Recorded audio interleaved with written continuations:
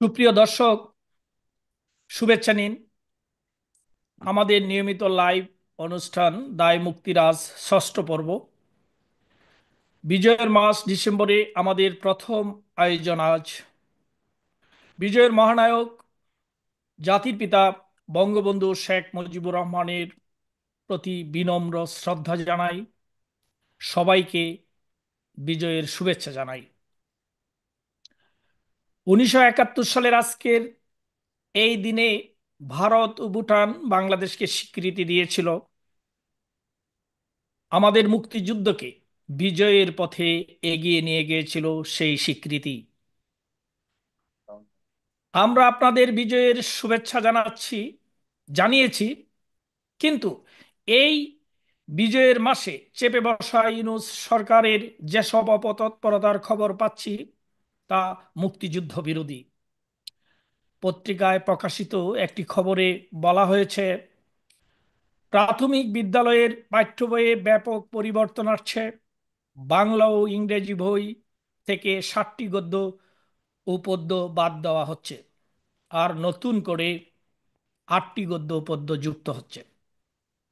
বঙ্গবন্ধু শেখ মুজিবুর রহমানকে নিয়ে 3টি গদ্য, একটি পদ্য ও একটি জীবনী বাদ দেওয়া হচ্ছে।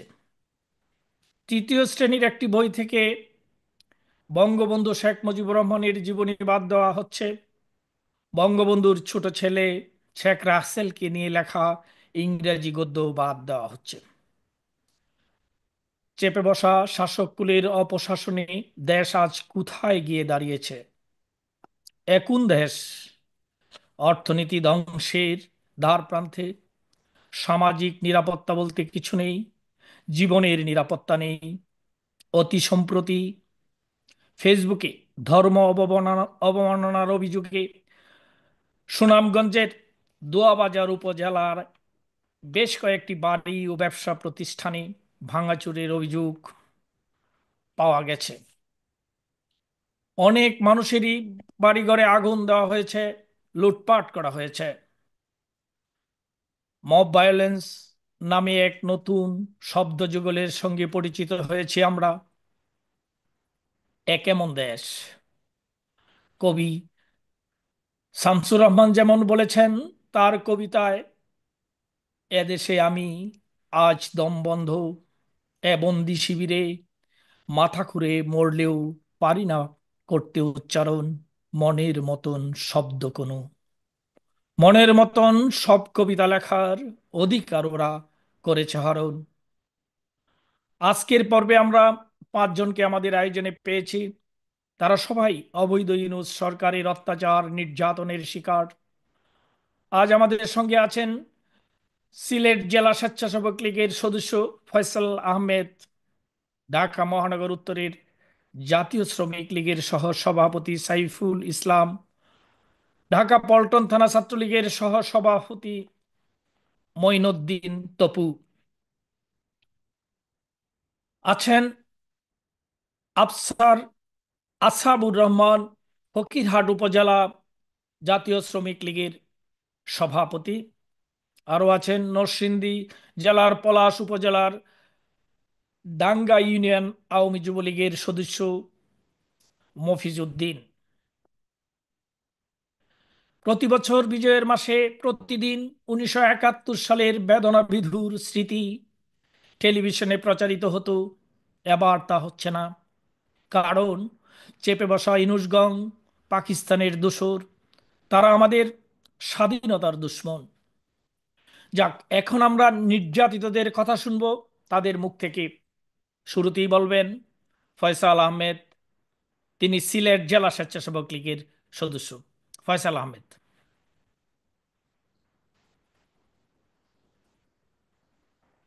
ফয়সাল, আপনি নিজেকে আনমিউট করে বলুন।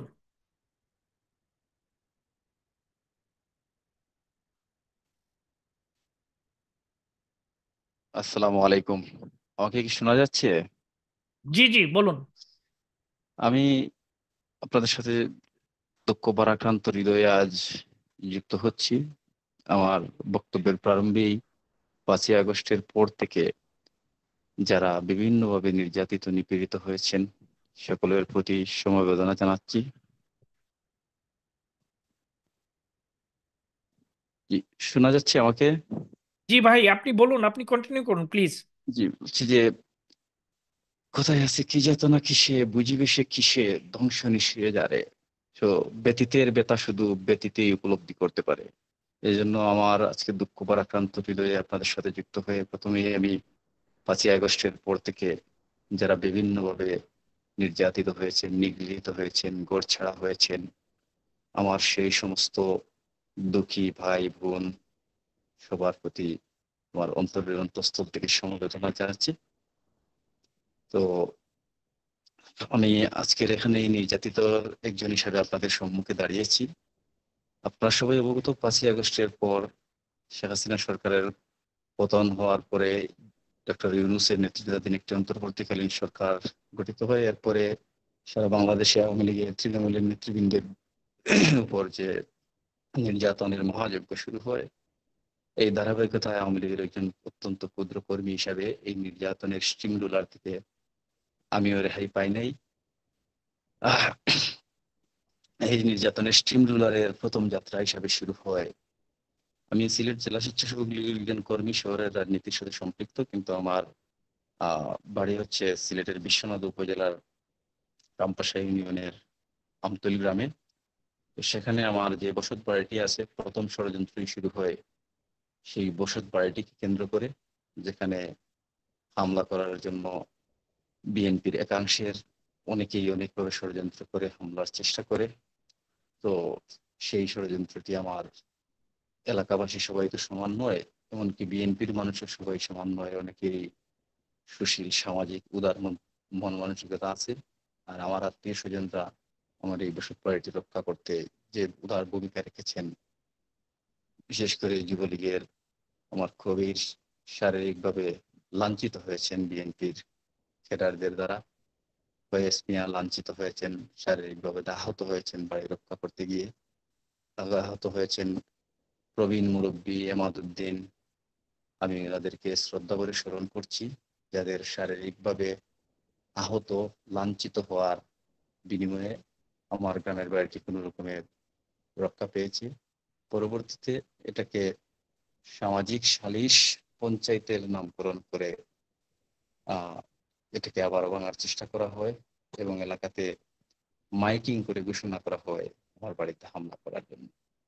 তারপরে আমার গ্রামের বৃহত্তর একটা গ্রাম আমার, যেখানে প্রায় 25,000 মানুষের বসবাস। অধিকাংশ মানুষই ওইরকম আক্রমণাত্মক, হিংসুক নয়। মানবিক, সামাজিক, রাজনীতির উর্ধেও একটা সম্প্রীতি অনেক মানুষের মনেই কাজ করে। তো আত্মীয় স্বজন এবং সম্প্রীতির মনোভাবধারী সেই এলাকাবাসীর জন্য শেষমেশ আমার বাড়িটি রক্ষা করতে সক্ষম হই। এরপর আচ্ছা ভাই, হ্যাঁ জি, ভাই, আপনার জি, বাড়িতে যারা মাইকিং করে আক্রমণ করার জন্য প্রথম শুরু করছে, মাইকিং করে আপনার বাড়িতে আক্রমণ করা হয়েছে বা উদ্যত হয়েছিল, ওই কারা জি। মাইকিং করেছিল, তাদের পরিচয় কি? তাদেরকে অবশ্যই আপনি চিনেন। এটা হচ্ছে আমার এই যে ইউনিয়নটা হচ্ছে রামপাশা ইউনিয়ন বিএনপির আমতলী গ্রাম। এই আমতলী গ্রামের বিএনপির একটা অংশ আছে, এটা ইউনিয়ন বিএনপির সহ সভাপতি নেসার উদ্দিনের নেতৃত্বাধীন একটা বলয় আছে। তো ওই বলয়ের ওরা পঞ্চ জি, শুনতে পাচ্ছেন? জি, শুনতে পাচ্ছি, আপনি বলুন, আপনি ওই বলুন, ওই আর যে একটু লাউড নেসার বলার উদ্দিনের চেষ্টা যে করুন। বলয়টা আছে, ওই বলয়ের যারা বিএনপির নেতা কর্মী, ওনারা এটা এটার নেতৃত্বে ছিলেন। এটাকে পঞ্চায়েতের নিয়ে এটাকে পঞ্চায়েতের মাধ্যমে পঞ্চায়েত নাম দিয়ে ভাঙার চেষ্টা করেছেন। তো ব্যর্থ হয়ে এরপরে মাইকিং করলেন। মাইকিং করে শেষমেশ অভিযোগ তুললেন, আমাদের বাড়িটা হচ্ছে স্কুলের পার্শ্ববর্তী, পরে অভিযোগ তুললেন যে স্কুলের জায়গা ঢুকে গেছে। এরপরে মাপামাপি করে দেখা যায় স্কুলের ভিতর আমাদের আরো 2.5 শতাংশ জায়গা আছে। তারপরেও এগুলো চলতেই থাকলো। শেষমেশ আমি এটার জন্য আইনানুগ প্রতিকার পাওয়ার জন্য বিশ্বনাথ উপজেলা নির্বাহী অফিসার মহোদয়, সহকারী কমিশনার ভূমি মহোদয় ও এ, ভারপ্রাপ্ত কর্মকর্তা বিশ্বনাথ থানা মহোদয়কে লিখিতভাবে আমি এটা অবগত করি। অবগত করার পরেও কোনো ধরনের প্রতিকার পাই নাই, কিন্তু এলাকাবাসীর সহযোগিতায় আমার বসতঘরটি আল্লাহ তাআলার দয়ায় এখনো টিকে আছে। আর এরপরে যেহেতু আমি শহরে রাজনীতি করি, এলাকাতে আমি খুব না একটা আপনি যাই না, কিন্তু আপনি আমি যে তার মানে আপনি এই তাদের এই নির্যাতনের পর আপনি যে পুলিশের কাছে কমপ্লেন করি, জিডি লিখিত করতে কমপ্লেন সক্ষম করেছি। হয়েছেন? জি, তারা জিডি সক্ষম নিয়েছে? হয়েছি। জি জি, জি। জিডি না, আমি কমপ্লেনই করি, কিন্তু কমপ্লেনটা এফআইআর হয় নাই। আর আমি একই ব্যাপারে কমপ্লেন করেছি ইউনো মহোদয়ের কাছে, কমপ্লেন করেছি এসিলেন্ট মহোদয়ের কাছে। আর সব জায়গায়, সংশ্লিষ্ট সব জায়গায় আমি লিখিত কমপ্লেন করেছি এটার ব্যাপারে। যদিও কোনো প্রতিকার আমি পাই নাই, আহ, তারপর আমি আইন।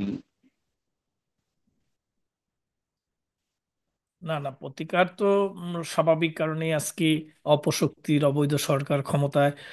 এরা সবাই তাদেরই দোসর। এই জি বিএনপি জামাতের ওই যেসব সন্ত্রাসীরা আপনার বাড়িতে আক্রমণ করেছে, তারা জি সবাই তাদের দোসর, তাদের ছত্রছায়ায় এইগুলি হচ্ছে। কিন্তু প্রতিকার তো জি পাবেন না, এটাই স্বাভাবিক। তারপরেও জি, প্রতিকারের জন্য চেষ্টা তারপরও করতে হবে এবং আমরা তাদের আইনের নাম প্রতি শ্রদ্ধাশীল হিসেবে তালিকাভুক্ত চেষ্টা করে করেছি। রাখতে হবে। জি। জি এরপর ভাই। আমার আমার আপনার যেহেতু শহরে রাজনীতি করি, শুধু গ্রামের বাড়িতে হয়েছে, শুধুমাত্র আমি আওয়ামী লীগের রাজনীতিতে সম্পৃক্ত আছি বিধায় আমি গ্রামে খুব একটা যেতামও না। তারপরে হয়েছে। তো যেহেতু আমি শহরে রাজনীতি করি, শহরের সিলেট মহানগরীর 24 নম্বর ওয়ার্ড বিএনপির যুগ্ম সম্পাদক, তার নাম হচ্ছে শাহিন। তার উপরে অতীতে মার্ডার মামলা চলে, মাদকের মামলা চলমান। তো ওই লোকটা আমাকে একটা মিথ্যা মামলায় যুক্ত করে।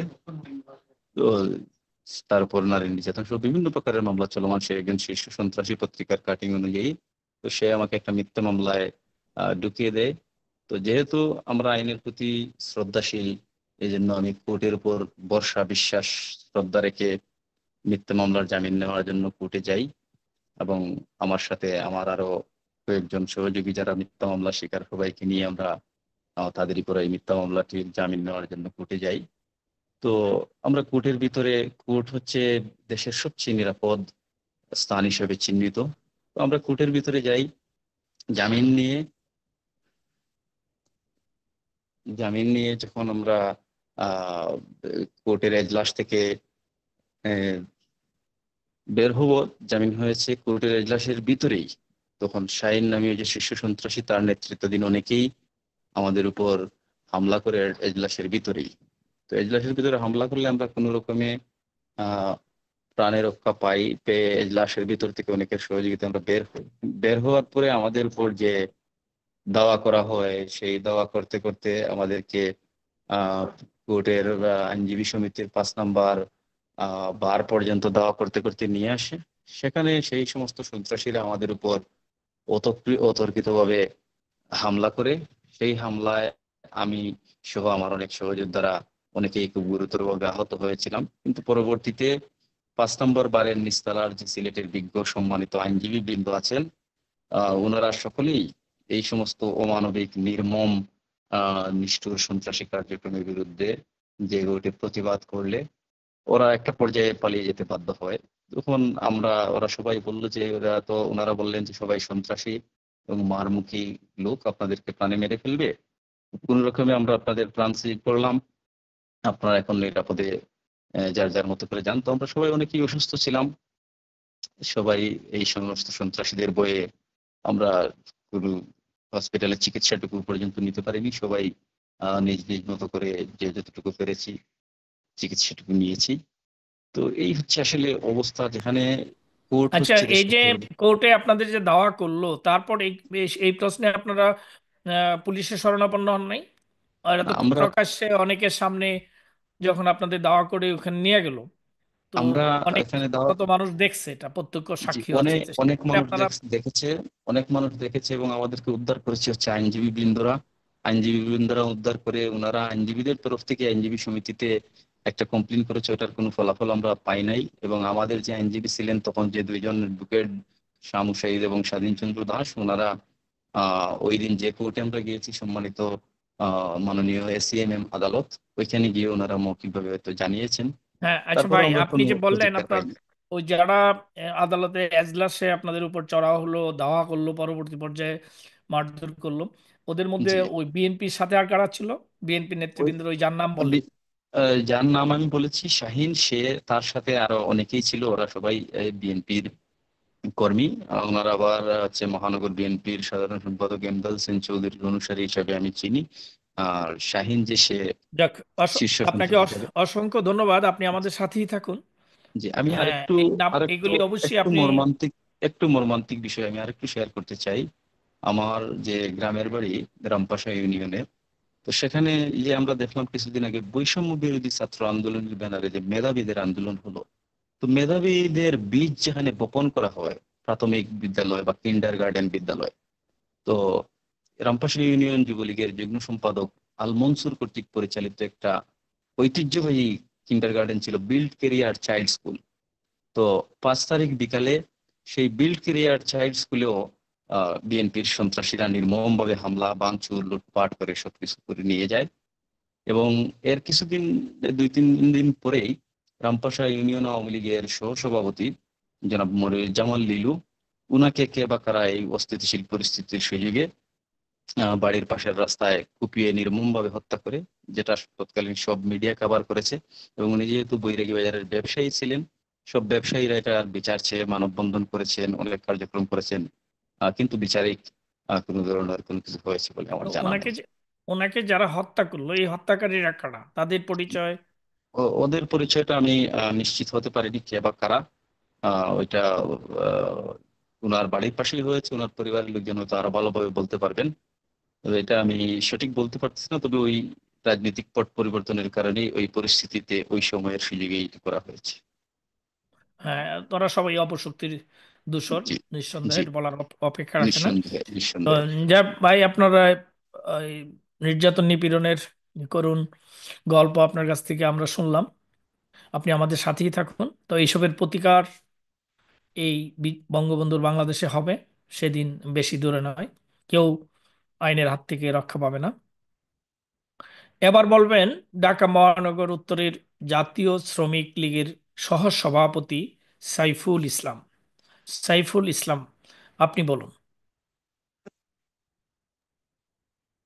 আসসালামু আলাইকুম। কেমন আছেন সবাই? আমার কথা কি ক্লিয়ার হচ্ছে? জি ভাই, জি ভাই, বলুন। আপনি একটু লাউড বলার চেষ্টা করেন, বলুন। হ্যাঁ, আমি সাইফুল ইসলাম, জাতীয় শ্রমিক লীগ ঢাকা মহানগর উত্তর ভাইস হ্যাঁ, প্রেসিডেন্ট। আপনার পরিচয় আমি দিয়ে এলাম, তো আপনি মূল জায়গায় হ্যাঁ, চলে আসুন। আমরা 5 তারিখের ঘটনা থেকে শুরু করতে যাচ্ছি। 5 তারিখে আমরা, যেহেতু চলমান প্রোগ্রাম ছিল, আমি ইয়েতে ছিলাম, আমি গ্রামের বাড়িতে ছিলাম। আমার গ্রামের বাড়ি হলো কুমিল্লা মনোহরগঞ্জ উপজেলার বিপুলাশারী ইউনিয়ন। তো আমরা দুপুরবেলা চলমান কর্মসূচি অনুযায়ী এই, বাজারে অবস্থান কর্মসূচি ছিল আমাদের। যখন আমরা নিউজ, আহ, নি- এই টেলিভিশনে নিউজ আসলো যে মাননীয় প্রধানমন্ত্রী দেশ ত্যাগ করেছেন, সাথে সাথেই অন্তত আমার মেবি অন্তত 1,500 থেকে 2,000 লোকজন আমাদের বাজারে জড়ো হয়। আর এবং আমাদেরকে, মানে আমরা যখন শুনতে পাই যে লোকজন জড়ো হচ্ছে, তখন আমরা সবাই সবাই সবার মতো করে বাজার থেকে সরে যাই। তো আমি আমার বাসায় চলে আসি। আমার বাসা ছিল বাজারের উপরে, বাজারের পাশে। তো তখন আমরা দেখলাম যে প্রথমেই বাজারে স্টার্ট করে তারা আমাদের বিপুলাশার ইউনিয়ন আওয়ামী যুবলীগের সাধারণ সম্পাদক হারুনুর রশিদ, ওর একটা চাইনিজ ছিল, Chinese restaurant, VIP Chinese restaurant, প্রথম ওই চাইনিজ রেস্টুরেন্টে হামলা করে এবং চাইনিজ রেস্টুরেন্টটা সম্পূর্ণ ভেঙে চুরে তছনছ করে দেয়। তারপরেই এর পাশেই ছিল আমাদের ইউনিয়ন যুবলীগের আহ, সহসভাপতি আবুল খায়ের। তারপর আবুল খায়ের একটা ওনার হোলসেল চাউলের দোকান ছিল, উনি চাউলের হোলসেল বিজনেস করতেন এবং সারের ডিলার ছিলেন। এবং ওনার দোকান ভাঙচুর করে দোকানের ভিতরে যত মালামাল আছে সবকিছু নিয়ে গেছে। এর আগে ওই যে হারুন, যে যুবলীগের সাধারণ সম্পাদক হারুনের চাইনিজ রেস্টুরেন্টের কথা বলছিলাম, ওই রেস্টুরেন্টের মালিক অনলি হারুন, কিন্তু রেস্টুরেন্টটা চালাইতো অন্য লোক। যারা ভাড়া নিয়ে আরেকজন চালাইতো, কিন্তু সে ছিল মালিক।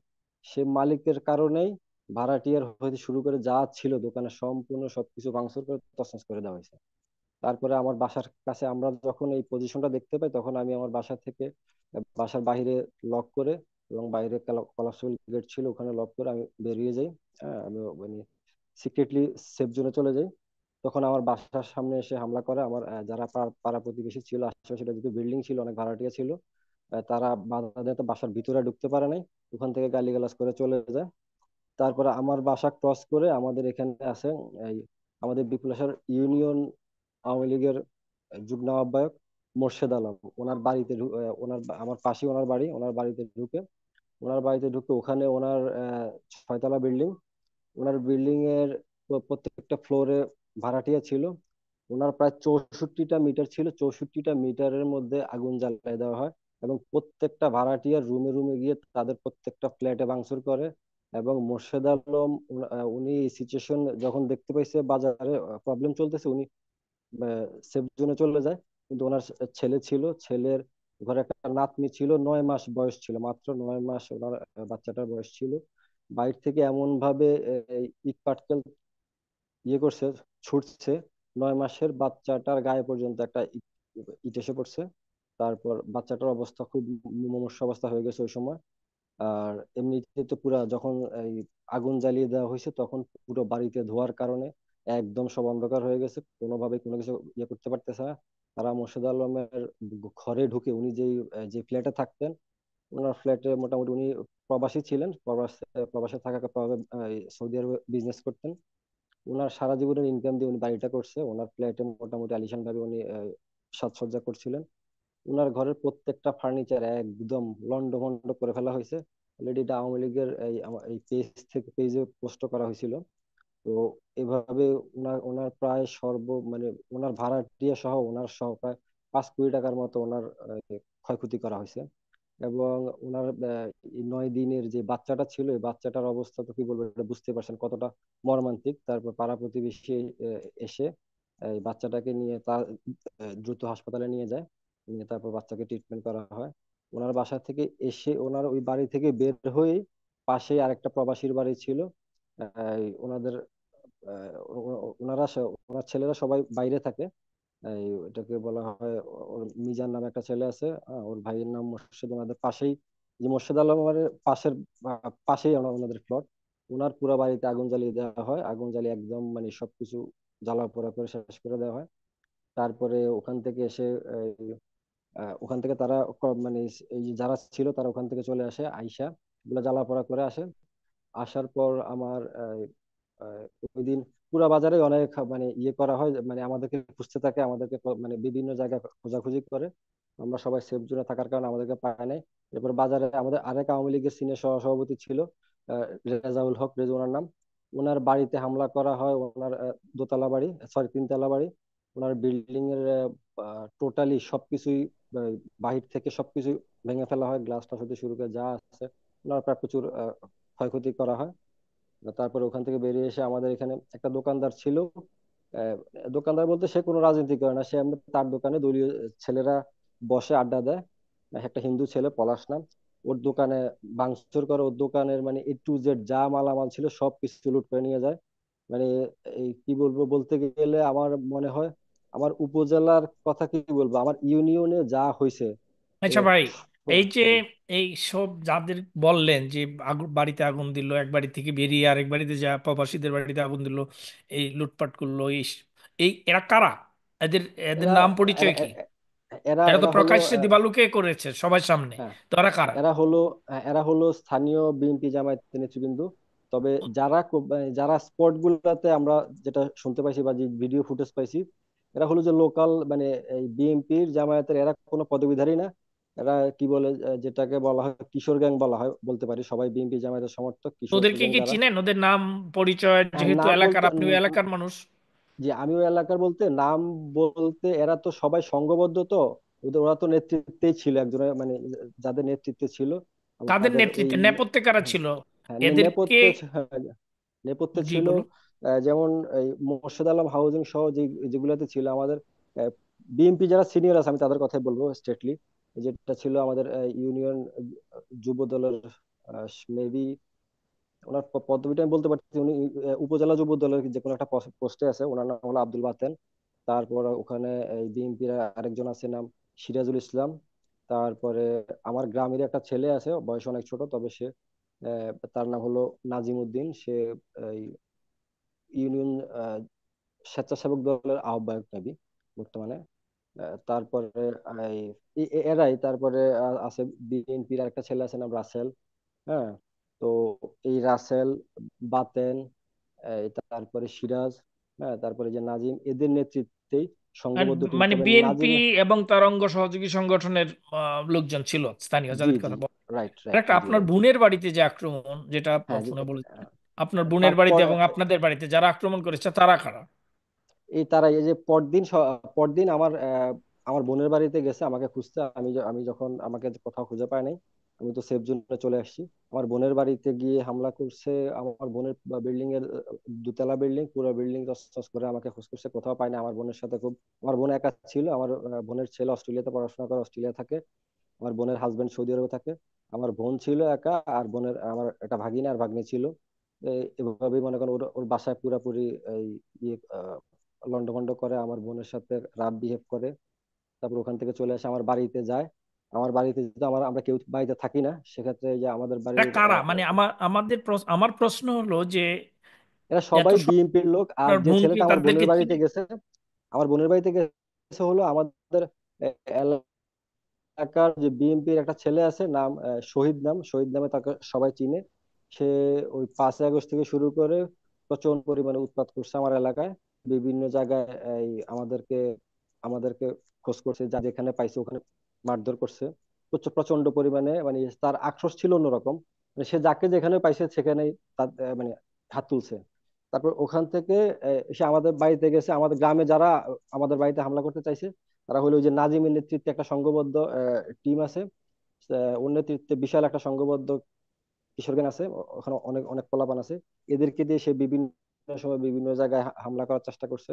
আমার বাড়িতে আমার পাড়া প্রতিবেশী প্রতিবেশী যারা ছিল, তাদের কারণে তেমন বেশি কিছু করতে পারে না, তবে আমার বাড়িতে গেছে অনেক প্রচন্ড পরিমাণে হামলা করার চেষ্টা করছে। আচ্ছা, আপনাদের এই তো আপনার বোন তো ছিলেন বাড়িতে, তো জি এই জি, যে তারপর তারা এইসব করার পর আপনার কি পুলিশের শরণাপন্ন হয়েছিল আপনার বোন বা আপনাদের ফ্যামিলির পক্ষ থেকে? আমরা আসতেছি। বিষয়টা হলো আমাদের পাশের ইউনিয়ন, নাথেরপেটে ইউনিয়নে আমাদের ফাঁড়ি থানা ছিল। আহ, থানা আছে, ফাঁড়ি থানা। ওই ফাঁড়ি থানাতে 5 তারিখে সম্পূর্ণ আগুন দিয়ে পুরা থানা জ্বালায় দেওয়া হয়েছে। আর ওখানে পুরা থানা জ্বালিয়ে দেওয়া হয়েছে। থানা থেকে অস্ত্র হতে শুরু করে যা আছে সবকিছু লুটপাট করে সব নিয়ে লুট। গেছে। পুলিশ পুলিশ এই আতঙ্কে পুলিশ আমাদের মূল যে মনোহরগঞ্জ উপজেলা যে মূল থানা ছিল, ওই থানার ব্যারেককে নিয়ে গিয়ে আশ্রয় নিয়েছে। কারণ একটা ফাঁড়ি থানায় অবশ্যই জানেন সংখ্যায় কম থাকে পুলিশ। ঠিক আছে, তো তারা সংঘবদ্ধভাবে যেভাবে আসছে, ওইভাবে আমাদের পুলিশগুলো ওখানে কন্ট্রোল করতে পারে না। পুলিশ সব ইয়েতে নিজস্ব নিরাপত্তা ইয়েতে গেছে। কিন্তু ওই থানাটা মানে পুরো জ্বালিয়ে দেওয়া হয়েছে, মানে থানার একটা বিন্দু হ্যাঁ, জি পরিমাণ জি। কোনো কিছু রাখা হয়নি। না, আমার প্রশ্ন হইলো তার মানে আপনারা পুলিশকেও পান নাই, যে মানে পুলিশের না, আমরা শরণাপন্ন হয় পুলিশকে নাই পাই আপনার? পান না, নাই। আমরা পুলিশকে সরানোর পরবর্তীতে আমরা যখন থানাতে আমাদের আচ্ছা, শুধু আমি না। আপনার বাতিজাকে মারধর করা হয়েছিল শুনছিলাম। জি জি, হ্যাঁ জি। আমার ভাতিজা হলো ও সে প্রবাসে থাকে, সৌদি আরবে থাকে। সে আসছে, দেশে ঘুরতে আসছে। তো সেও দেশে আসলে ঢাকায় থাকে, গ্রামে যায় 2-1 দিন থাকে। তো সে গ্রামে যাওয়ার পরে এলাকার কিছু ছেলে পেলে তার কাছে, বিএনপিরই কিছু ছেলে পেলে তার কাছে টাকা চাইছে, 50,000 টাকা চাঁদা দেওয়ার জন্য। সে চাঁদা দিতে রাজি হয় নাই। না হতে সে একটা গাড়ি তার একটা গাড়ি ছিল, গাড়ি নিয়ে গেছিল, প্রাইভেট কার। ওই প্রাইভেট কার সহ তাকে, তার আরেক ভাই ছিল নাম ফারুক, ওর ভাইকে ওকে সহ নির্মম ভাবে পিটানো হয়েছে। গাড়ি তো ভাঙচুর করছে প্রচন্ড পরিমাণে। হ্যাঁ, তারপর তাদেরকে নির্মম ভাবে পিটানো হয়েছে। ভালো কারা করে করছে? তারা এই পিটালো কে? চাঁদাটা চাইলো এই কে? 50,000 টাকা? এই চাঁদা চাইছে নাজিমের নেতৃত্বাধীন কিছু ছেলে পেলে ছিল। আমি যতটুকু নাজিম একজনের নাম নাজিম জানি। নাজিম কোন রাজনৈতিক দলের সাথে সংশ্লিষ্ট? সে এই, স্বেচ্ছাসেবক দলের আহ্বায়ক, বিপুল আসার ইউনিয়ন স্বেচ্ছাসেবক দলের আহ্বায়ক। আহ্বায়ক নাজিম। মানে জি, তিনি নিজে তার তার নেতৃত্বে। নেতৃত্বেই চাঁদা 50,000 টাকা দাবি করা হয়েছে। হ্যাঁ, তার টাকা না নেতৃত্বে যে দেওয়াতে ছেলেটা গাড়ি ভাঙচুর করেছে, তাকে মারধর করেছে, তাই তো? হ্যাঁ, যে ছেলেটার টাকা চাইছে, ও একটা সিএনজি ড্রাইভার। তার নাম আজাদ। তার পদ পদবি আমি জানি না, তবে এরা সবাই নাজিমের সংঘবদ্ধ, নাজিমের টিমেই থাকে সবাই একসাথে, মানে নাজিমের নেতৃত্বাধীন এই ছেলেগুলা।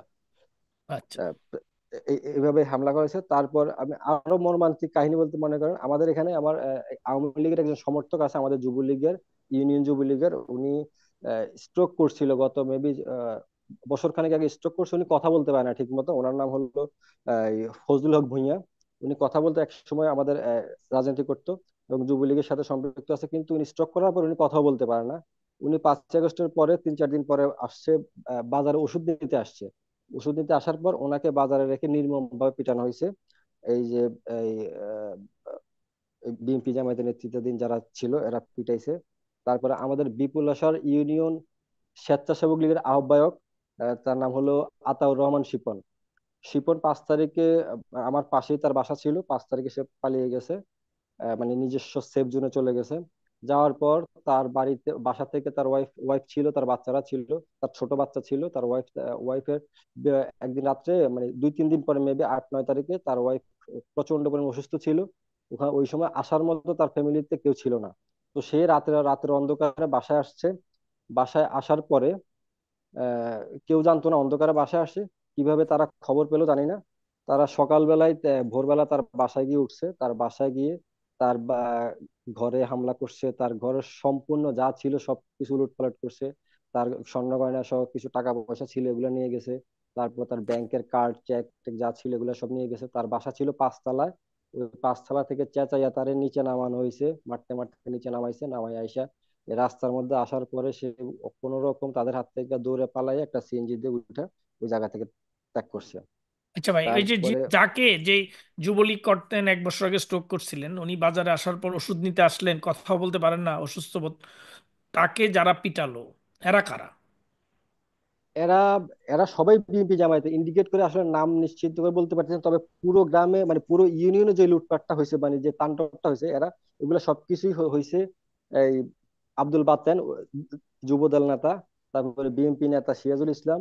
তারপর বিএনপির আরেকজন নেতা আছে, এই নাম আনোয়ার হোসেন। তারপরে মোস্তফা কামাল নামের একজন নেতা আছে বিএনপি। ওনাদের নেতৃত্বেই সব, মানে সংঘবদ্ধটা, মানে টোটালি এরা 4-5 জন যারা নেতৃত্বাধীন ছিলেন। হ্যাঁ, রাসেল নামে একটা ছেলে আছে, এই, আহ, ছাত্রদল করতে এখন মেবি যুব দলে আছে। এদের এদের যারা সাঙ্গপাঙ্গ আছে, আর যারাই মারামারি হ্যাঁ, গুলা করছে, যারা গায়ে হাত দিছে, এরা কিন্তু হাইলাইটস কোনো প্রোফাইল হ্যাঁ লেভেল কোনো বুঝছি, নেত্রী তাদের না।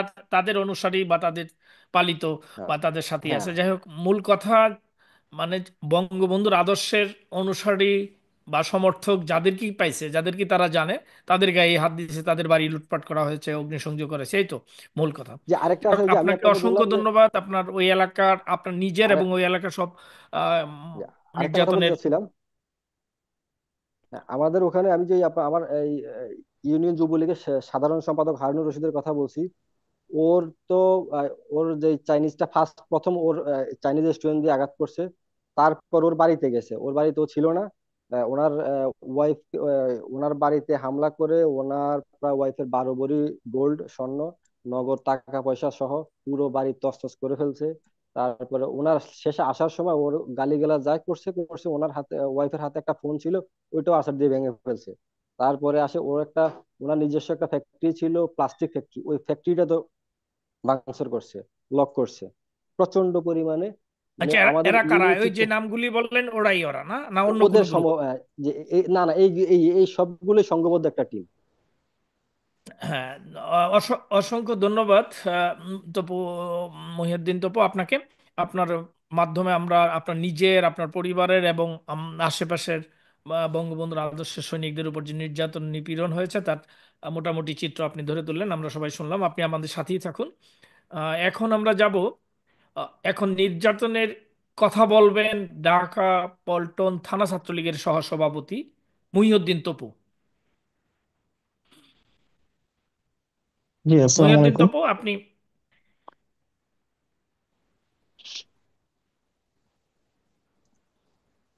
মহিউদ্দিন তপু, আপনি নিজেকে আনমিউট করুন। জি, আসসালামু আলাইকুম। ঘটনার বিবরণে চলে যাই আমি। বেশি জি। কথা বলবো না, বাড়াবো না। ঘটনার বিবরণ হচ্ছে 5 আগস্টে তো আমরা সবাই সবকিছুই জানি, সবকিছু নিজের চোখে দেখা ঘটনার সাক্ষী। 5 আগস্ট থেকে 7 আগস্ট পর্যন্ত দেশের খুব ম্যাসাকার অবস্থা ছিল। 8 আগস্টও ওরকম খুব খারাপ অবস্থা ছিল। 10 আগস্ট থেকে আমার সাথে ঘটনাগুলো ঘটা শুরু করে। 5 আগস্ট তো এক পর্যায়ে তো মানে ধরা খেতে খেতে বেঁচে যায় কোনো রকম, ওদিকে না যাই। 10 আগস্ট থেকে জাতীয়তাবাদী যুবদলের কেন্দ্রীয় কমিটির সাংগঠনিক সম্পাদক, নাম হচ্ছে আরিফ, প্রশাসন ও এলাকার ছেলেদের দিয়ে অনবরত পল্টনের যত নেতাকর্মী ছিল সকলকে হচ্ছে মানে ভয়ভীতি দেখালো। তারপর হচ্ছে আপনার মানে যে যেভাবে পারছে থানায় হচ্ছে যে যে লিস্ট দিচ্ছে, লিস্ট দিয়ে দিয়ে এলাকায় মানে যত যারা ছিল সবার নামে মামলা করাইলো, মামলা করতে বাধ্য করা হয়েছে এক পর্যায়ে পুলিশকে। তারপর হচ্ছে আমি হচ্ছে 11 আগস্ট গা ঢাকা দিই ঢাকা থেকে। তার এর মধ্যে 1 মাসের উপর হচ্ছে আমি ঢাকায় ছিলাম না। তারপর 16ই সেপ্টেম্বর তখন আমি বাসায় ফিরি। 16ই সেপ্টেম্বর বাসায় ফেরার পরে 2 দিন ভালোই ছিলাম। 19 সেপ্টেম্বর রাতে 10টা নাগাদ আমার বাসার নিচে হচ্ছে সেনাবাহিনীর যৌথ বাহিনীর অভিযানের 2টা গাড়ি আসে। তখন তারা আমার বাসার নিচে আশেপাশে সব জায়গায় হচ্ছে খোঁজ খবর নিচ্ছে, আমার ব্যাপারে ছবি দেখায় খোঁজ খবর নিচ্ছে। তখন এক পর্যায়ে হচ্ছে আমার বাসার নিচে যে কেয়ারটেকার ছিল, উনি আমাকে ফোন দিয়ে বললো যে ভাই এরকম এরকম ঘটনা, এই এই কাহিনী। পরে আমি তখন হচ্ছে আমার বাসার সবাই হচ্ছে একটু ঘাবড়ে যায়। তখন আমি কি করব না করবো, বাসার নিচে যেহেতু, তারপর হচ্ছে আমার 2 তলার সিঁড়িতে নামি। 2 তলার সিঁড়ি দিয়ে হচ্ছে আমার বাসার ব্যাক সাইডে যাওয়া যায়। তো সিঁড়ির মাঝখানে যে স্টেয়ারের মাঝখানে একটা উইন্ডো আছে, উইন্ডো দিয়ে হচ্ছে আমি ব্যাক সাইডে চলে যেয়ে চিপা দিয়ে অন্য গলি দিয়ে বের হয়ে আমি ওই দিন রাত্রেই ঢাকা ত্যাগ করি আবার। তো ওইভাবে হচ্ছে ভালোই যাচ্ছিল। তো 13ই সেপ্টেম্বর হচ্ছে আমাকে নিয়ে হচ্ছে ফেসবুকে খুব লেখালেখি হচ্ছিল। 13ই সেপ্টেম্বর 23 সেপ্টেম্বর, সরি 23 সেপ্টেম্বর হিজবুত তাহরীর একজন কর্মী এতদিন মানে খুব গা ঢাকা দিয়েছিল, আওয়ামী লীগের সাথে তাল মিলিয়ে চলছিল, নাম হচ্ছে ইরফান। ও হচ্ছে ওর লোকবল ওর ছেলেদেরকে দিয়ে ফেসবুকে আমার প্রোফাইল শেয়ার করে হচ্ছে লেগে হুমকি দামকি, খুব হুমকি দামকি প্রদান করে। তারপর 3 অক্টোবর 3 অক্টোবর থেকেও আবার ফেসবুকে আমাকে হত্যার হুমকি দেওয়া শুরু করে। 7 অক্টোবর হচ্ছে সাদা পোশাকের পুলিশ 8 থেকে 9 জন আমার বাসায় আসে। তখন আমি বাসায় নেই, তখন আমি ঢাকার বাইরে। বাসায় আসে, বাসায় এসে আমার ওয়াইফের হচ্ছে মোবাইল সিজ করে নিয়ে যায়। তার পুরো বাসা তল্লাশি করে। এক পর্যায়ে আমার ওয়াইফকে প্রায় 1 ঘন্টা জিজ্ঞাসাবাদ করে আমার বাসায়। জিজ্ঞাসাবাদ করে আমার বাসা থেকে আমার লাইসেন্স, ডকুমেন্টস, তারপর ব্যাংকের চেক বই, আমার সিটি ব্যাংকের 4টা এটিএম কার্ড যা ছিল সবকিছু নিয়ে যায়। তারপর যাওয়ার সময় আমার বাসার যে সিসিটিভির হার্ড ডিস্ক যেটা ছিল, ওই হার্ড ডিস্কও হচ্ছে খুলে পর্যন্ত নিয়ে যায়, যেন কোনো এভিডেন্স যেন না থাকে। আচ্ছা তো এইরকম করতে করতে হচ্ছে এই এখন পর্যন্ত এই অবস্থাতেই আছি এখন, আচ্ছা, যতটুকু ওনারা জানতে যারা, পারছি। ভাই, মানে যারা তো, ভাই, যেটা আপনি বলতেছিলেন যে এই যে বিএনপির নেতা এবং সাথে হিজবুল তাহরীর আম, লোকজন যাদের নাম বললেন, এই যে এগুলি করলো আপনার বাড়িতে, যে আক্রমণটা হলো, এই আক্রমণের সময় তারা ছিল, বা যে দুইজনের আহ নাম আপনি ইতিমধ্যে বলেছেন? না, প্রশাসনে তারা কেউ ছিল না। তবে হচ্ছে আপনার এলাকার মধ্যে যে এলাকার ছেলেপেলেকে দিয়ে যে উস্কানো বা এলাকার ছেলেপেলে দিয়ে যে খোঁজার যে প্রভাবটা ওইটাতে হচ্ছে সরাসরি যুক্ত ছিল। আর এইখানে হচ্ছে সাংগঠনিক সম্পাদক যে যুব দলের, ও হচ্ছে কাজ করে হচ্ছে আমাদের যে আপনার বিএনপির মজনু সাহেবের কথা মতো। তারপর হচ্ছে এখানে ওদেরকে শেল্টার দিচ্ছে হচ্ছে ঢাকা 13 আসনের মনোনয়ন প্রত্যাশী বর্তমানে বিএনপির আহ আব্দুল সালাম সাহেব। ওনাদের হচ্ছে কর্মী, একনিষ্ঠ কর্মী, তাদের দ্বারাই হচ্ছে মানে এই কর্মকাণ্ডগুলো বর্তমানে চলমান আছে। আচ্ছা, আচ্ছা। আপনারা এই আপনার বাড়িতে এই লুটপাট হওয়ার পর আপনি কি পুলিশের শরণাপন্ন হয়েছিলেন? না, আমার বাসা থেকে মানে এই ঘটনা ঘটার পর প্রথম যে যখন হচ্ছে আপনার 19 সেপ্টেম্বর আমার বাসার নিচে যখন আসে, আমার বাসার নিচে এসে যখন খোঁজ খবর নিয়ে যায়, তারপর থেকে আমার ফ্যামিলি খুবই ঘাবড়ে যায়। তো হ্যাঁ, ভয়ে আপনারা সব এরপর বাড়ি থেকে ছাড়া। হ্যাঁ এখন পর্যন্ত আর আপনার থানা পুলিশ পর্যন্ত করার সাহস পাইনি। তো মাঝখানে হচ্ছে আমি হচ্ছে মাঝখানে একবার বাসায় আসি। তো সামহাও আমি নাম প্রকাশ করব না, আর কোন থানা সেটাও আমি প্রকাশ করব না। আমার ওই থানা থেকে হচ্ছে আমাকে ইনফর্ম করা হয় যে আমি যে বাসায় আসছি সে তথ্যটা তাদের কাছে চলে গেছে, যে কোনো সময় আমার একটা সমস্যা হইতে পারে। বাসায় ঢোকার মানে ঘন্টাখানিক পরে আমার কাছে মেসেজটা আসে। তো তারপরে আমি সাথে সাথে আমি আবার তখন ওই দিন রাত্রেই আমার আবার বাসা ত্যাগ করি আমি। তো হুম। এত কিছু দেখার পর আর কি আমার ফ্যামিলি সাহস করে না যে পুলিশের শরণাপন্ন হওয়ার, বা আমিও এখন পর্যন্ত মানে বুঝতেছি না যে কি করব আর কি। হুম। ধন্যবাদ। তপু ভাই, আপনি আমাদের সাথেই থাকুন। আপনার নির্যাতনের কথা আমরা শুনলাম। সবশেষে বলবেন, নরসিংদী জেলার পলাশ উপজেলার ডাঙ্গা ইউনিয়ন আওয়ামী যুবলীগের সদস্য মফিজউদ্দিন। আপনি নির্যাতিত আপনার অভিজ্ঞতা বলুন, মফিজউদ্দিন। আসসালামু আলাইকুম, সবাইকে বিজয় দিবস শুভেচ্ছা। আপনি একটু জুড়ে বলুন ভাই। আমি হচ্ছে এই মফিজউদ্দিন, টাঙ্গাইল ইউনিয়নের যুবলীগের সদস্য। তা আমি আসলে সক্রিয়ভাবে রাজনীতিতে জড়িত না। আমার বন্ধু ছিল ওই টাঙ্গাইল ইউনিয়ন যুবলীগের সভাপতি, সভাপতি সভাপতি মোহাম্মদ জানুর। তার সাথে আমি এই, ছোট ছোট থেকে আপনার কথা লেখাপড়া করি। ক্লিয়ার শোনা যাচ্ছে না, আপনি একটু লাউড বলার চেষ্টা করুন। আমার বন্ধু জনাব মোহাম্মদ দেলোয়ার হোসেন, এর সাথে আমি ছোট থেকেই লেখাপড়া করি। তো লেখাপড়া করার ক্ষেত্রে সে একসময় দেখা যায় যে যুবলীগের সভাপতি হয় টাঙ্গাইল ইউনিয়নের। তো তার সাথে চলতে চলতে সে দেখা যায় আমি যে এই শেখ মুজিবকে ভালোবাসি বিদায়, এই তার আদর্শকে ভালোবাসি বিদায় আমি কিন্তু ওই আওয়ামী লীগকে ভালোবাসি, অর্থাৎ নৌকাতে ভোট দেই, ওই হিসাবে তার সাথে আমার জড়িত। তো আমি এই সাধারণত একটা যুবলীগের সদস্য হিসাবে টাঙ্গাইল ইউনিয়নের, কিন্তু আমি একটা ব্যবসা করি। তো আমার লাইফটা ছিল স্যার একটা কষ্টের, যে আমি প্রাণ আর ফেললে 10 বছর জব করি পল্লী বিদ্যুতে স্যার, তাদের সহকারী হিসাবে। এই সম্ভবত 8 বছর তাদের সাথে জব করি।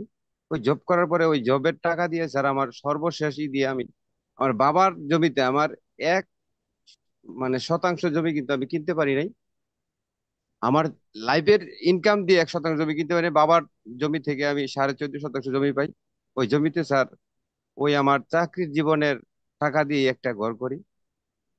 ওই ঘরটা করি, ঘরটা করার পরে 5ই আগস্ট যখন সরকার পতন হয়, সরকার পতন হওয়ার পরে কিশোর গ্যাং যারা আমার ফোনের মাধ্যমে 2 লক্ষ টাকা চাইছিল স্যার 5 তারিখে রাত 8টার দিকে। তো যখন আমি টাকাটা দিতে পারো, কারণ টাকা তো আমার কাছে নাই, কিভাবে দিব। তো উনি বলছে যে যদি টাকা না দেয় তাহলে আমি ঘর জ্বালিয়ে দিব, পুরাই দিব, কিছু থাকবে না। তো ওই শুনে তো আর আমি বাড়িতে যাই নাই। আমিও বাড়ি থেকে বেরে ভয়ে আতঙ্কে, আমার ছেলে সন্তান, একটা ছেলে আছে আমার, 3টা মেয়ে, একটা মেয়ে বিয়ে দিছি। তো এরাই ছেলেও ভয়ে, আর বাড়িতে আমি ছেড়ে না করছি যে বাড়িতে যাও না বাবা। আতঙ্কে দূরে থাকা অবস্থায় পরের দিন এই 6 তারিখে বিকেল বেলা আমার ছেলে ফোন দিয়া বলে যে আব্বা আমাদের বাড়িতে অ্যাটাক করছে। ওই সিচুয়েশনে তার আবার কিছু করার থাকে না, আমিও বাড়ির বাইরে। তা আমার যে বন্ধু ডাঙ্গা ইউনিয়নের যুবলীগ সভাপতি জনাব মোহাম্মদ দেলোয়ার হোসেনকে আমি মুঠোফোনে ফোন দিই, ভাই আমার বাড়িতে হিট করছে।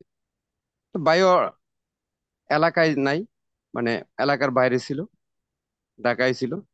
পরে উনি আমার যথেষ্ট হেল্প করছে। ততটুকু উনি ওনার হয়তো বংশ বংশ বড় ছিল, ওই বংশ থেকে হয়তো কিছু লোক দিয়ে আমি আর এই বাড়ির দিকে কিছু লোক পাঠাতে ইচ্ছুক হয়। যখন বাড়ির কাছাকাছি চলে যায় কিছু লোক, তারপরে ওই দুর্বৃত্তরা আমার বাড়ির একটা রুম বাদে সমস্ত রুমের সবকিছু নিয়ে যায়। যখন দেলোয়ার হোসেন একটু হেল্প করছে, ওই হেল্প করাতে যে লোকটি পাঠাছিল ওই লোকের ভয়েই তারা সম্ভবত চলে যায়, কিন্তু একটা রুম বাদে সবকিছু নিয়ে যায়। তাদের উদ্দেশ্যই লুট করা। তা ঘরের ভিতরে এখন পর্যন্ত আমার দুইটা দুইটা প্লেট আছে, কিন্তু দেখা যায় যে একজনে খাওয়ার পর আরেকজনে খাই, এরকম ভাবেই চলি। কারণ আমার জীবনটা তো চলছে আমার জবের উপরে, আমার স- মানে এই চাকরির উপর দিয়ে আমার জীবন চলা। আর আমি এখন পর্যন্ত আমি মফিজউদ্দিন ভাই, এখন মফিজউদ্দিন ভাই, আপনার বাড়িতে যিনি আপনাকে 2 লক্ষ টাকা ফোন করে চাইলো, তিনি কে? তাকে কি আপনি চিনেন? তার নাম পরিচয় জানেন? বলেছিল তার পরিচয়? হ্যাঁ অবশ্যই, এবং আমি তাকে তার মানে তাকে তো চিনিই, তার দাদাকেও চিনি আল্লাহর রহমতে। কিন্তু বলেন। আমার দুঃখের বিষয় হচ্ছে আমি তার নামটা বলতে পারবো না, কারণ আমি এখনো এলাকায় থাকি। আমি গরিব মানুষ। নিরাপদ, তার কারণ জি, বুঝছি। নিরাপদ নিরাপদ নাই। আই এম সরি, কিন্তু আমি নাম বলতে ইচ্ছুক না। আমাকে আপনি ফোর্স করলো, আমি কারণ আমি হ্যাঁ, সবাইকে আমি চিনি। না, আমি আপনার কাছে আমাদের বক্তব্য থাকবে, আপনি হ্যাঁ এইভাবে বলতে চান না লাইফে, বুঝলাম আপনার নিরাপত্তার কারণে। আপনি তাদের নাম পরিচয়টা একটু আমাদেরকে পরে অফলাইনে জানাই দিয়েন, কারণ এগুলি সবাই জেনে রাখতে হবে এবং তাদেরকে অবশ্যই বিচারের মুখোমুখি হতে হবে। এটা বঙ্গবন্ধুর বাংলাদেশ বিজয়ের মাস, এই মাসেই আমরা আজকের এই অনুষ্ঠান থেকেও বলতে চাই, আপনাকেও বলি, হতাশ হওয়ার কিছু নাই, ঘাবড়ানোর কিছু নাই। নির্যাতিত হয়েছেন, আরো অনেকেই হচ্ছে।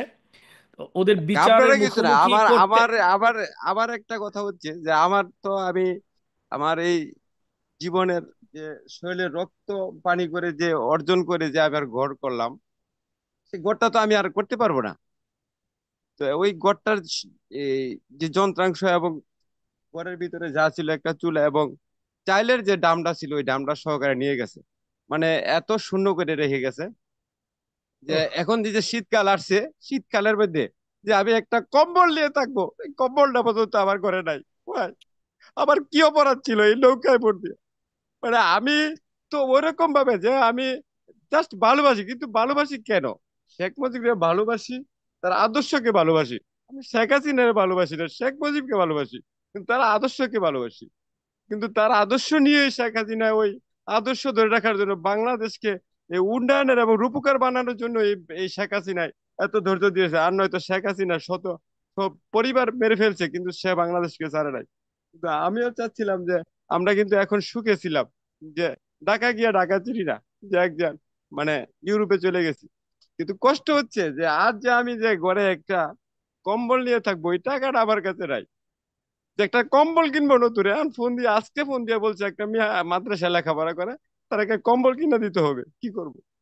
আমি তো আরেকজনের দোকানে, এখন এই যে প্রেজেন্ট যে দোকানে বসে ওই দোকানের কর্মচারী। তা আমি যদি রাজনীতি করে করতাম, আমি 1% জায়গা যদি প্রমাণ করতে পারে, আমি লাইভে বলতেছি যে আমার নামে 1% জমি আমি রাখছি, আমার প্রাণ আরে ফেলে আবার ডকুমেন্ট আছে নেন। আমি যে 10 বছর জব করছি, আমি সিনিয়র টেকনিশিয়ান, 10 বছর জব করছি। তো এই যত এখনো আমি জব করছি, এই যে এই দোকানে যে দোকানে পয়সা কথা বলতেছি, ওই দোকানে মাস শেষে আমাকে কয়টা টাকা দেয়, আমি কয়টা দিয়ে চলি। আমার 3 জন মেয়ে, একটা ছেলে, ওই সংসারটা চালাই। তো এই যে 3.5 লক্ষ টাকার জিনিস নষ্ট করছে, তারপরে আমার বোন যে স্বর্ণ গয়না নিয়ে গেছে। আমার লাইফে চাকরি করে আমার শখ ছিল বড়, আমি ঘরে একটা এসি মতো লাগাইছি, কিছুই রাখে নাই। সিসি ক্যামেরার হার্ড ডিস্ক সহকারে সব নিয়ে গেছে। আমি কিভাবে প্রমাণ করবো যে কারা কারা লুটতরাজ করছে? আজকে কেন কিছু নাই? এ আওয়ামী লীগ করে কেন অপরাধী? আমি কি অপরাধ করলাম আজকে এখন? আপনি এই আপনার আমার এই খেতা কবল যেটা দিয়ে আমি থাকবো, নিরাপদে থাকবো, যে যে শীতের দিন শীত কাটাবো, ওই অর্জনটা আমার কাছে নাই এখন যে আমি অ্যারেঞ্জ করব। কি করবো এখন বলে? আমি তো আসলে এখন এই যে আমার আমার বয়স 44, আমি এখনো কিন্তু আরেকজনের দোকানে কাজ করি, রাত্রে 10টা পর্যন্ত কাজ করতে হয়। অপরাধটা কি? যদি অপরাধ থাকে, তারা ডাকুক আমার অপরাধে, বা আইন প্রশাসন আছে, আমার ঘর বাড়ি লুট করে নিয়ে যে আছে, যে ঘরের ভিতরে 1 পোয়া চাল সংরতি, কিন্তু ওই চাল দেওয়া নাই রে, চালের দাম সহকারে নিয়ে গেছে, একবারে ফাঁকা করে নিয়ে গেছে, দরজা জানালা সবকিছু ভাঙ্গা চুরপুচার করে নিয়ে গেছে। আমার আর কিছু বলা নাই, আল্লাহ যা করে আল্লাহর উপরে ছেড়ে দিচ্ছে। কারো নাম বলে আমি এখন মফিজুদ্দিন ভাই, আপনি কি পুলিশের শরণাপন্ন হইতে পেরেছিলেন? জিডি করেছিলেন? না, গেছিলাম থানায়, গেছিলাম থানায় লক ছিল, তখন থানায় কাউকে ঢুকতে দেওয়া হয় নাই। তারাই নিরাপদে নাই। তো তারা হ্যাঁ। কিভাবে? আমি না ফোনে না, ফোনে পরে মোটু ফোনে আলাপ অবশ্যই করি। পুলিশ সেই নিরাপদে নাই। পুলিশকে তো হাজার হাজার পুলিশকে হত্যা করা হয়েছে আজকে। তারাও নিরাপদে না। আপনি যথার্থই বলেছেন যে আপনি বঙ্গবন্ধুর আদর্শকে লালন ধারণ করেন, বঙ্গবন্ধুকে ভালোবাসেন, বাংলাদেশকে ভালোবাসেন। বঙ্গবন্ধুর স্বপ্নের ঠিকানায় বাংলাদেশকে পৌঁছে দেওয়ার জন্য তার সুযোগ্য কন্যা মাননীয় প্রধানমন্ত্রী জননেত্রী শেখ হাসিনা নিজেকে উজাড় করে দিয়ে লড়াই সংগ্রাম করছিলেন। তাকে থামিয়ে দেওয়ার জন্য এই আন্তর্জাতিক অপশক্তি, এই পাকিস্তানের দূষর ইউনূস গংদের দিয়ে এই বাংলাদেশে আজকে এই অপকর্ম চালিয়ে যাচ্ছে। আপনি আমাদের সাথেই থাকুন। আপনাকে অসংখ্য ধন্যবাদ। আপনার জন্য অনেক অনেক শুভকামনা রইল। এই অন্ধকার থাকবে না, অন্ধকার কেটে যাবে, সুদিন আসবে। এই অপশক্তির ধূসর যারা আপনার উপর, আপনাদের সবার উপর নির্যাতন নিপীড়ন করেছে, তাদের বিচারের মুখোমুখি হতে হবে। তাদের শাস্তি, যথাযথ শাস্তি হবে এই বঙ্গবন্ধুর বাংলাদেশী। আমার তো সর্বশেষ একটা কথা আছে। যে আপনাদের মাধ্যমে আমি এই কথাটা বলতে চাই, মাননীয় প্রধানমন্ত্রীর কাছে পৌঁছে দিবেন যে এই যে নিরহ একজন কর্মী আজকে এই মানে আপনাকে ভালোবাসে বিধায় আজকে তার ঘরবাড়ি লুট, আজকে সে শীতে কাঁপে। মানে বাস্তব কথাটা বলছি, যে আপনার মাধ্যমে পৌঁছায় দিবেন। আমি কিছুই চাই না আপনাদের কাছে, জাস্ট এই বাংলাদেশে যাতে সুষ্ঠু বিচার শাসন চালু হয়, এটি আপনাদের দাবি মাননীয় প্রধানমন্ত্রীর কাছে। অবশ্যই আপনার আপনার মেসেজ অবশ্যই আমরা পৌঁছে দেব। তো অবশ্যই বাংলাদেশে আগের মতো অবশ্যই আইনের শাসন প্রতিষ্ঠিত হবে, সবই যথাযথভাবে চলবে। সেই সময়টাও খুব বেশি দূর নয় বলে আমরা বিশ্বাস করি। আপনি নিজেও বিশ্বাস অনুধাবন করছেন। বাংলাদেশে আজকে সর্বস্তরের মানুষ অস্বস্তির মধ্যে আছে। এই অপশক্তির, এই তাবেদার অবৈধ সরকারের দূষররা সারা দেশের মানুষকে একটা যন্ত্রণার মধ্যে রেখেছে। এর অবসান খুব দ্রুত হবে ইনশাআল্লাহ। আপনি আমাদের সাথেই থাকুন। সন্ত্রাসী শিকার মুজিব আদর্শের অনুসারীদের কথা এতক্ষণ শুনলাম আমরা। সিলেটের ফয়সাল আহমেদের বাড়ি দুবার ভাঙাচুর করেছে বিএনপি সন্ত্রাসীরা। তার উপর কোর্ট এজলাসের সামনেই কোর্টে এজলাসের সামনেই হামলা করেছে, তাকে দাওয়া করেছে, মারধর করেছে। সিলেট মহানগর বিএনপির কর্মী নেসারের নেতৃত্বে কুমিল্লার মনোহরগঞ্জ নিজ বাড়ি ও বোনের বাড়ি ভাঙচুর এবং চাঁদা না দেওয়ায় বাতিজাকে মারধরের চিত্র তুলে ধরেছেন সাইফুল ইসলাম। ঢাকার পল্টন থানা ছাত্রলীগের সহ সভাপতি মহিউদ্দিন তপুর বাড়িতে হামলা করেছে যুবদলের কেন্দ্রীয় কমিটির সহ সাংগঠনিক সম্পাদক আরিফুল হক আরিফ ও হিজবুত তাহরীর কর্মীরা।